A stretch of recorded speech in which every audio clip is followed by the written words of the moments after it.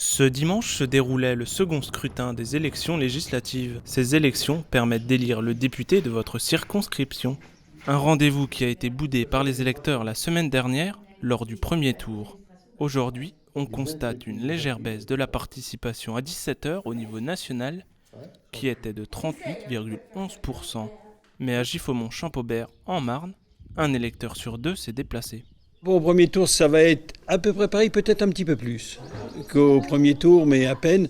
Mais ce n'est pas une grosse participation quand même. Dans les villages, on est plus habitué à être proche de 70%, quoi, ouais, 70, 70, 75.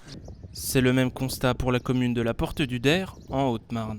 Forte participation ce matin, on s'est dit tiens ça va démarrer très très fort et en réalité c'est des gens qui sont déplacés le matin alors qu'il faisait plutôt beau, bon je dirais pas beau mais ils ont préféré venir le matin. Mais il est vrai que ça s'est drôlement ralenti dans l'après-midi, quoi. Pour les électeurs les plus téméraires qui ont vaincu la chaleur pour venir voter, certains ont souhaité faire entendre leur voix de citoyens, bien que le climat politique actuel les inquiète. En campagne, médecins, il n'y en a plus. Au niveau des hôpitaux, il y a de moins en moins de personnel. Le peu qu'on a, on les fout dehors pour, soi-disant, parce qu'ils ne veulent pas se vacciner. En fait, ça devient vraiment une dictature. Hein. Faut pas se cacher. Hein.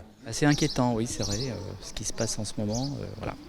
La situation internationale et puis en France aussi, on ne sait pas trop à quoi s'attendre. Voilà. Parce que nous, avec les petites retraites, on a du mal à y arriver. Hein. Le gouvernement actuel n'est pas plausible.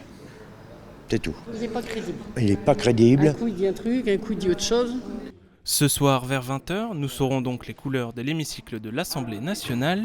Est-ce qu'Emmanuel Macron aura une majorité absolue? Les Républicains seront-ils encore le premier parti de l'opposition? Qui sera votre député? Le voile sera levé sur toutes ces questions.